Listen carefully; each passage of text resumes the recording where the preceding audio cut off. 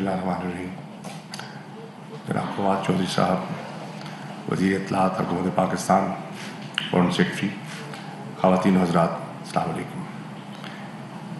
मैं चौधरी साहब आपका और आपके महकमे का दिल की अता गहराइयों से शुक्रिया अदा करना चाहूँगा कि 17वें इजलास में भी उस इजलास को उजागर करने में, उसकी प्रोजेक्शन में आपकी मिनिस्ट्री ने जो किरदार अदा किया वो किसी से पोशीदा नहीं है।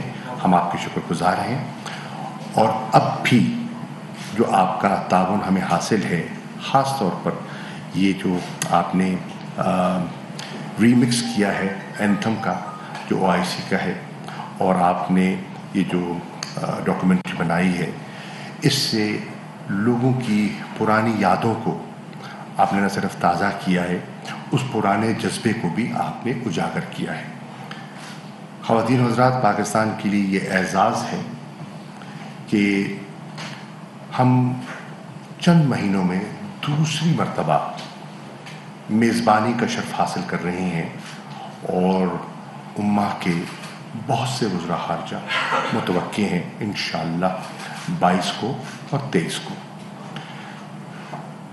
ये इजलास हमारे लिए, पाकिस्तानियों के लिए मुनफरिद इसलिए भी है कि ये इजलास जो है ये हमारी 75वीं यौम आज़ादी के साथ मुनक़िद हो रहा है। हमने दावत दी है कि जितने हमारे मेहमान तशरीफ़ ला रहे हैं वो पाकिस्तान की जो नेशनल परेड है उसमें भी वो शामिल होंगे। पाकिस्तान के जो मुख्तलिफ़ इकाइयाँ हैं, उनके जो फ्लोट्स हैं, उनकी जो सकाफ़त है, उससे भी वो आशना होंगे, और पाकिस्तान की जो अफवाज है, जो उनका प्रोफेशनलिज्म है और जो कौमी यकजहती का मुज़ाहरा होता है 23 मार्च को, उसको भी वो खुद उसका मुलाहिज़ा करेंगे।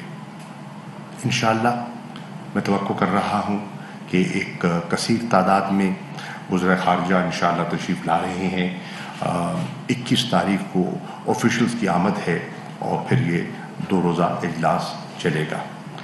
इस इजलास की अहमियत मेरी नज़र में इसलिए भी बढ़ गई है कि ये इजलास ऐसे नाजुक वक्त में हो रहा है जब उम्मा को बहुत से मसाइल दो चार हैं।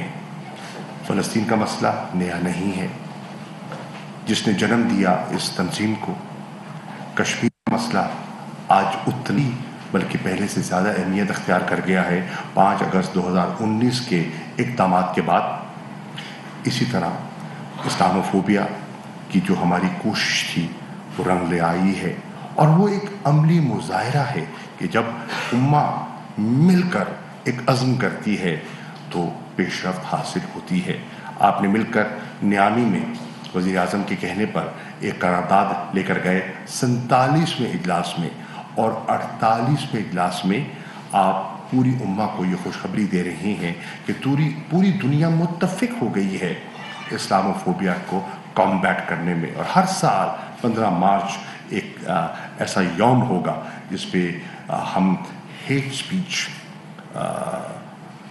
के ख़िलाफ़ एक पब्लिक ओपिनियन जो है उसको हमवार करेंगे, और उसके साथ साथ जो मुख्तलिफ़ चैलेंजेस हैं जो हमारे मुसलमान जो कि अक़लियतें हैं जो फेस कर रहे हैं बिलख़ुसूस हिंदुस्तान में, उस पर हम दुनिया की तवज्जो मबज़ूल करवाएंगे। इस इजलास में आपको ये भी इसकी अहमियत इसलिए भी दोबाला है कि this is at the heels of the last 17th session, और अफ़गानिस्तान का मसला अभी जो है उसकी जो संगीनी है वो हमारी नज़रों से ओझल नहीं हो सकती। आज भी वहाँ ह्यूमैनिटेरियन क्राइसिस की सूरत हाल है, आज भी वहाँ हमें इकनॉमिक कोलैप्स का डर है। तो हमने क्या पाया, क्या आगे बढ़ने की क्या हमें ज़रूरत है, उस पर भी ये इजलास अपनी राय जो है उसको फर्दर जो है उस पर डिलिबरेट करेगा। इस इजलास की अहमियत दोबारा इसलिए भी है कि आज बहुत से ग्लोबल चैलेंजेस हैं जिससे न सिर्फ उम्मा, पूरी दुनिया दो चार है। कोविड-19 अभी दम उसने मुकम्मल तौर पर नहीं तोड़ा। इकोनॉमिक कॉन्ट्रैक्शन اور جو اس کی مشکلات آئی ہیں آج بھی ہم اس سے دو چار ہیں. کلائمیٹ چینج کے جو بھیانک اثرات ہیں اس سے آج بھی ہم غافل ہو نہیں سکتے. تیسری دنیا پر امہ اور ڈیولپنگ کنٹریز پر جو یہ نئے چیلنجز کے اثرات ہوں گے ہمیں موقع ملے گا کہ ہم مل بیٹھ کر تبادلہ خیال کریں اور ایک ایسا مربوط پروگرام مرتب کریں جس سے کہ امہ کی رائے کو اور ایک جسے کہتے ہیں نا ایک وے فارورڈ ہم چارٹ کرنے میں ایک دوسرے سے مشاورت کریں. انشاءاللہ 100 سے زیادہ قراردادیں ہیں جو زیر بحث آئیں گی اور کوشش ہوگی کہ ان پر اتفاق رائے ہو جائے. اور میری کوشش ہوگی کہ امہ کی خدمت میں ایک مرتبہ پھر جیسے پاکستان کے فارن آفس نے موقع کو غنیمت سمجھتے ہوئے افغانستان کی صورتحال پر دنیا کی توجہ مبذول کرائی پچھلے اجلاس میں جو دسمبر میں ہوا، ہماری کوشش ہوگی کہ اس اجلاس میں ہم مسئلہ کشمیر کی وادی جو آج بھی سلگ رہی ہے ہم دنیا کو کہیں کہ آپ اپنی نظریں اس سے چرانا چاہیں بھی تو نہیں چرا سکتے. انسانی حقوق کو دیکھ لیں، انسانی تقاضوں کو دیکھ لیں تو آپ اس سے غافل ہو نہیں سکتے.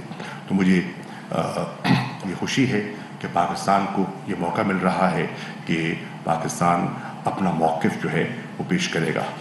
اور اس کا جو عنوان ہے، اس کی جو تھیم ہے وہ ہے اتفاق، یونٹی، پارٹنرشپ، کہ کس طرح ہم مل جل کے اپنے وسائل کو بہتر طریقے سے استعمال کر سکتے ہیں ترقی کے لیے، خوشحالی کے لیے، امہ کی یکجہتی اور مضبوطی کے لیے. تو میں منسٹر صاحب آپ کی تمام ٹیم کا شکریہ ادا کرنا چاہوں گا، دفتر خارجہ کی ٹیم کا جنہوں نے سارا کام کیا، آپ سب کا جو الحمدللہ ایک سہیل صاحب آپ کی سربراہی میں جو آپ کی آفیسرز کی ٹیم جو مجھے ملی ہے، میں جتنا آپ کا شکریہ ادا کروں کم ہے. آپ جس لگن سے، جس محنت سے کام کرتے ہیں اور ہمارے آفیسرز ماشاءاللہ جس ڈیڈیکیشن سے اپنے آپ کو انہیں ڈیووٹ کیا ہوا ہے، میں پاکستان کی عوام کی طرف سے اور ایک عوامی نمائندے ہونے کی حیثیت سے آپ کا شکریہ ادا کرنا چاہتا ہوں. From the people of Pakistan and from the parliament of Pakistan. Both of us represent the Parliament of Pakistan. From the people's representatives, I want to thank the Foreign Office. شکریہ. OIC وزرائے خارجہ کونسل کے آفیشیل گانے کی launching تقریب وزیر خارجہ شاہ محمود قریشی خطاب کر رہے تھے. انہوں نے کہا کہ ترانے میں پرانے جذبے کو اجاگر کیا گیا ہے. توقع ہے کہ اجلاس میں بڑی تعداد میں وزرائے خارجہ آ رہے ہیں. موجودہ حالات میں امت مسلمہ کو بہت سے مسائل درپیش ہیں اور انہوں نے کہا کہ اجلاس ہماری 75ویں آزادی کی سالگرہ کے سال منعقد کیا جا رہا ہے.